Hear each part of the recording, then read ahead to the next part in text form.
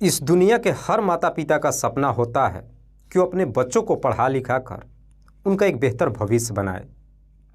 इसीलिए माता पिता अपने बच्चों को एक बेहतर भविष्य बनाने के लिए एक अनजान शहर के कॉलेज में उनका दाखिला ही नहीं कराते हैं, बल्कि उनकी पढ़ाई के नाम पर ढेरों सारे पैसे भी खर्च करते हैं। पर वहीं पे कुछ बच्चे जब अनजान शहर में पढ़ने के लिए जाते हैं तो अपने शौक़ को पूरा करने के लिए एक ऐसे सफ़र पे निकल पड़ते हैं कि जिस वजह से उनकी पूरी ज़िंदगी बर्बाद हो जाती है। दरअसल आज की कहानी में पुलिस एक ऐसे गिरोह को पकड़ करके लाती है जिसमें टोटली कॉलेज में पढ़ने वाले लड़के और लड़कियां ही होती है। और पुलिस जब इनके कारनामे को सुनती है तो वाकई में इसे सुनने के बाद खुद पुलिस भी सोचने पर मजबूर हो जाती है कि जो माता पिता अपने बच्चों को पढ़ने के लिए भेजे हैं, क्या वे बच्चे इस तरह का भी काम कर सकते हैं। वाकई में दोस्तों, आज की जो कहानी है ये आपको भी सोचने और समझने पे मजबूर कर देने वाली है। नमस्कार, आदाब, मैं हसमुद्दीन और आप देख रहे हैं सफ़र क्राइम तक। दोस्तों, आज की जो सच्ची घटना मैं आपको सुनाने वाला हूँ, दरअसल ये घटना है उत्तर प्रदेश की राजधानी लखनऊ शहर की। लखनऊ का एक थाना पड़ता है गोमती नगर। बात कर रहा हूँ मैं 9 जून की रात्रि के करीब 8 बजे के आसपास।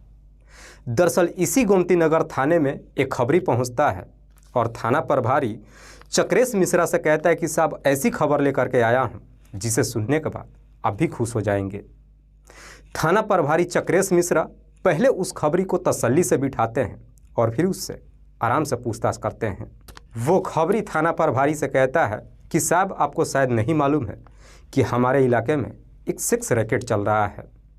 हालांकि उसको पकड़ना इतना आसान नहीं है, लेकिन आज आपके पास बहुत बेहतर मौका है। खबरी जब सारी बातें घुमा फिरा करके थाना प्रभारी से बताता है, उसके बाद से थाना प्रभारी भी खबरी से कहते हैं कि जो भी बातें हैं सही तरीके से बताओ। थोड़ी देर के बाद आखिरकार खबरी भी जब सारी बातें थाना प्रभारी से बता देता है, उसके बाद से थाना प्रभारी एक टीम का गठन करते हैं और रात्रि के करीब 2:30 बजे के आसपास अपनी टीम को लेकर के किठौत झील के पास सड़क किनारे पे खड़े हो जाते हैं और उस सड़क पे जितनी भी गाड़ियां आ जा रही थी सबकी चेकिंग करने लगते हैं। जैसे ही 10 मिनट का समय गुजरता है, अचानक वहां पे एक लाल कलर की कार आती है जिसमें कुछ लड़के बैठे हुए थे। हालांकि वो लड़के जब कुछ दूरी से पुलिस को चेकिंग करते हुए देखते हैं, गाड़ी को रोक देते हैं और उसमें से एक लड़का बाहर निकलता है। लेकिन पुलिस की नज़र जब उस गाड़ी पे पड़ती है, न जाने क्यों पुलिस को शक हो जाता है और पुलिस उनके पास जाने लगती है। लेकिन कार में बैठे लड़के जब पुलिस को अपनी तरफ आते हुए देखते हैं, गाड़ी को काफ़ी तेज़ी से वहाँ से घुमाते हैं और वहाँ से फरार हो जाते हैं। और इतनी जल्दबाजी में वहाँ से भागते हैं कि जो लड़का गाड़ी से बाहर निकला था वो गाड़ी में बैठ ही नहीं पाता है, जिसकी वजह से पुलिस उस लड़के को गिरफ्तार कर लेती है। पुलिस जब उस लड़के की तलाशी लेती है तो उसके पास से लगभग आधा दर्जन मोबाइल, 13,000 रुपया कैश और एक रिवॉल्वर मिलता है। पुलिस उन सारी चीज़ों को अपने कब्जे में लेने के बाद जब उस लड़के से उसका नाम पूछती है तो इस पर लड़का अपना नाम विपिन शर्मा बताता है। विपिन, जिसकी उम्र है लगभग 24 साल के आसपास, जो लखनऊ के एक यूनिवर्सिटी से बीकॉम की पढ़ाई कर रहा है।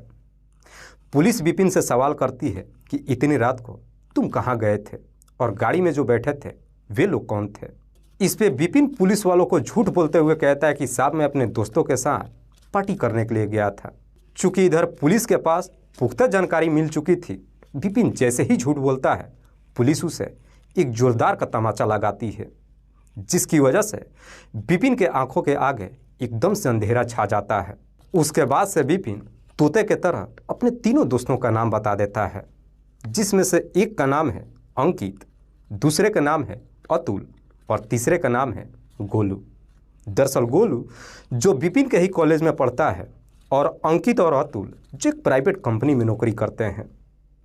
विपिन जब इन तीनों का नाम बता देता है, उसके बाद से पुलिस विपिन को अपने साथ लेकर के उसके बताए हुए जगह पे जाती है और फिर उसके तीनों दोस्तों को भी गिरफ्तार कर लेती है।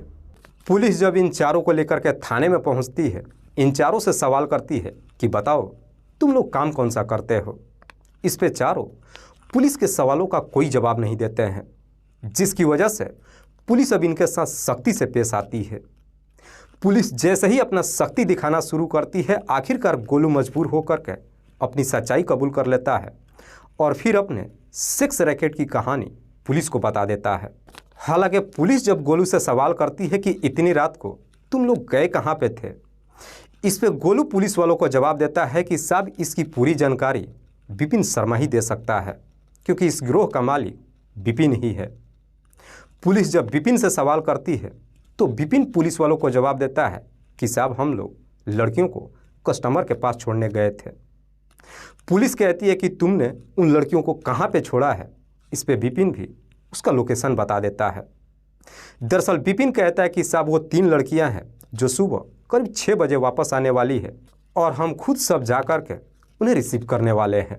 विपिन जब ये सारी बात बताता है, उसके बाद से पुलिस इन सबको फिर से गाड़ी में बिठाती है और सुबह के करीब 6 बजे के आसपास इनके बताए हुए जगह पर जाती है और फिर उन तीनों लड़कियों का इंतजार करने लगती है।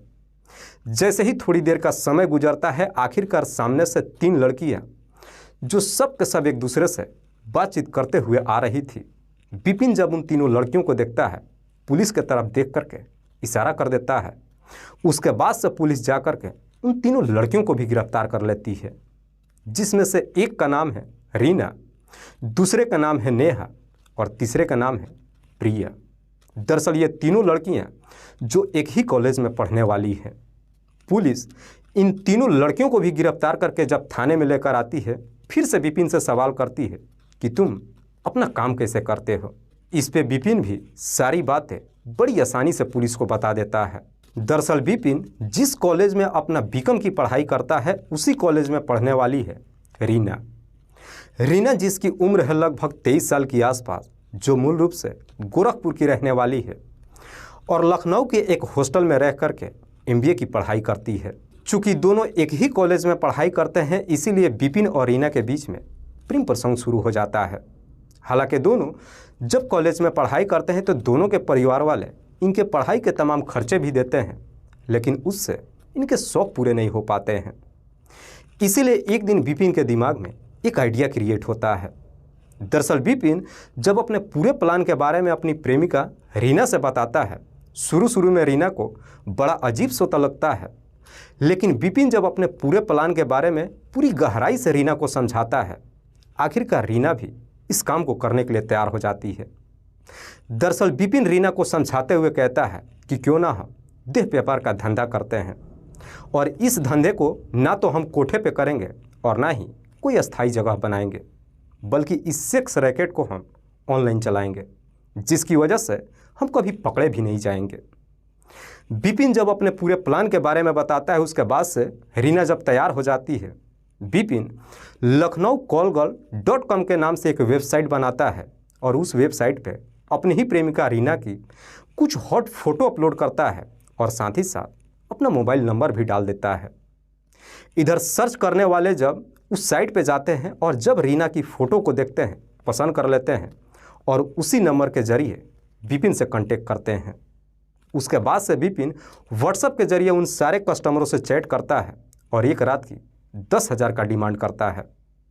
जब कस्टमर तैयार हो जाते हैं, एक दिन विपिन अपनी प्रेमिका रीना को लेकर के रात्रि के करीब 11 बजे के आसपास होटल में जाता है। हालांकि रीना जब पहली बार कस्टमर के पास जाती है, उसे थोड़ा डर तो लगता है, लेकिन सारा काम जब बेहतर तरीके से हो जाता है और जब रीना के हाथ में पहली बार 10,000 रुपया मिलता है तो पैसे देखकर रीना भी काफ़ी खुश हो जाती है। उसके बाद से ये धंधा चल पड़ता है। दरअसल उसके बाद से रीना और विपिन मिल करके अपने रैकेट को बढ़ाना शुरू कर देते हैं। सबसे पहले विपिन अपने इस रैकेट में 3 लड़कों को शामिल करता है, जिसमें से एक का नाम है अंकित, दूसरे का नाम है अतुल और तीसरे का नाम है गोलू। दरअसल गोलू जो कि विपिन के ही कॉलेज में पढ़ने वाला है। इन तीनों को जब अपने रैकेट में शामिल कर लेता है, उसके बाद से रीना भी अपने काम पर लग जाती है और कॉलेज में ही पढ़ने वाली लड़कियों को फंसाने लगती है। पैसों की जब लालच देती है, कुछ लड़कियां रीना की बातों में आ जाती है और इस धंधे में उतर जाती है, जिसकी वजह से कुछ ही महीनों में विपिन और रीना मिल करके अच्छा खासा पैसा कमा लेते हैं। दरअसल रीना के ही कॉलेज में पढ़ने वाली है नेहा और प्रिया, जो मूल रूप से वेस्ट बंगाल के हावड़ा शहर की रहने वाली है। एक दिन रीना अपने पूरे प्लान के बारे में नेहा और प्रिया से भी बताती है। चूँकि दोनों इस काम को करने के लिए तैयार तो हो जाते हैं, क्योंकि इन्हें भी पैसों की ज़रूरत था और इनके भी शौक पूरे नहीं हो रहे थे। लेकिन नेहा रीना से सवाल करती है कि अगर हम पकड़े गए तो। इस पर रीना नेहा को समझाते हुए कहती है कि तुम्हें घबराने की कोई ज़रूरत नहीं है। दरअसल हम अस्थायी जगह पर इस काम को करते ही नहीं हैं और ना ही इस काम को दिन में करते हैं।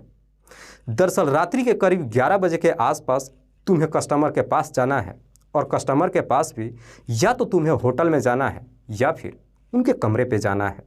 एक रात की तुम्हें 10,000 रुपया मिलेगा। अगर तुम्हें ज़्यादा डर लग रहा है तो तुम लगातार काम मत करना, बल्कि महीने में 4 से 5 दिन जब काम कर लोगे तुम्हारे पास खर्च के लिए पैसे आ जाएंगे।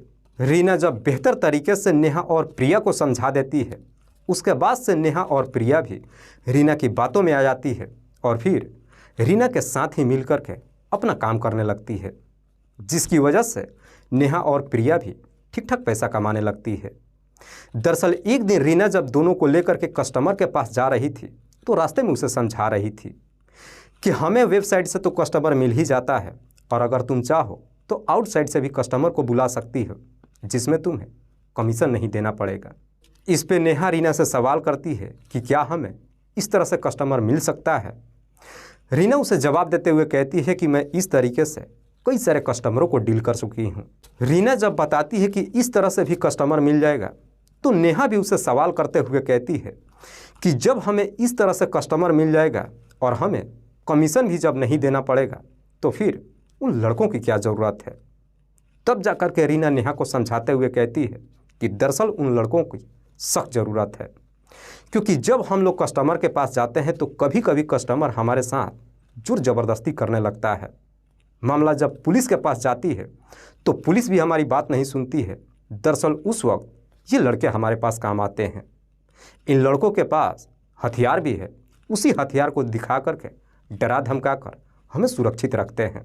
दरअसल विपिन अपने सेक्स रैकेट को बेहतर तरीके से चला ही नहीं रहा था, बल्कि उससे अच्छा खासा पैसा भी कमा रहा था। लेकिन जिस इलाके में इस धंधे को चला रहा था, शायद इस बात की जानकारी इलाके के रहने वाले एक खबरी को मालूम चल जाता है और वो जा कर के इस बात की जानकारी पुलिस को दे देता है। वाकई में विपिन जब ये पूरी कहानी पुलिस को बताता है, उसके बाद से पुलिस इन तमाम लड़के और लड़कियों को गिरफ्तार करने के बाद जेल तो भेज देती है। लेकिन पुलिस जब प्रेस कॉन्फ्रेंस करती है तो साथ ही साथ ये भी कहती है कि इस तरह का रैकेट को रोक पाना आसान नहीं है। दरअसल हमने तो सिर्फ अभी एक रैकेट को पकड़ा है, पर इस तरह का रैकेट न जाने कितना चल रहा होगा। ये भी संभव है कि शायद इस तरह का रैकेट हमारे नाक के नीचे भी चल रहा हो और हमें ना मालूम हो। इधर जो तमाम लड़के और लड़कियां जो एक अनजान शहर में आकर कॉलेज में पढ़कर अपना भविष्य बनाने की कोशिश कर रहे थे, वो फिलहाल जेल के अंदर अपनी सज़ा काट रहे हैं। दोस्तों, इस पूरी घटना के बारे में आप क्या सोचते हैं? आप अपनी राय हमें कमेंट बॉक्स में ज़रूर दीजिएगा। जाते जाते मैं आपको बता दूं कि कुछ मेरे व्यूअर्स हैं जो रोज़ाना मेरे इस वीडियो को देखते ही नहीं हैं, बल्कि अपना कीमती समय निकाल कर मुझे अपना प्यार भी देते हैं। जिनमें से एक का नाम है गंधर्व सिंह। गंधर्व सिंह जो ललितपुर उत्तर प्रदेश के रहने वाले हैं। दूसरे मेरे व्यूअर हैं छगन दास। छगन दास जो खरना बांध जिला पाली राजस्थान प्रदेश के रहने वाले हैं। तीसरे मेरे व्यूअर हैं मंटू राय। मंटू राय जो मोहनपुर जिला समस्तीपुर बिहार प्रदेश के रहने वाले हैं। चौथे मेरे व्यूअर हैं मोहम्मद मासूक अली। मोहम्मद मासूक अली जो नोएडा उत्तर प्रदेश के रहने वाले हैं।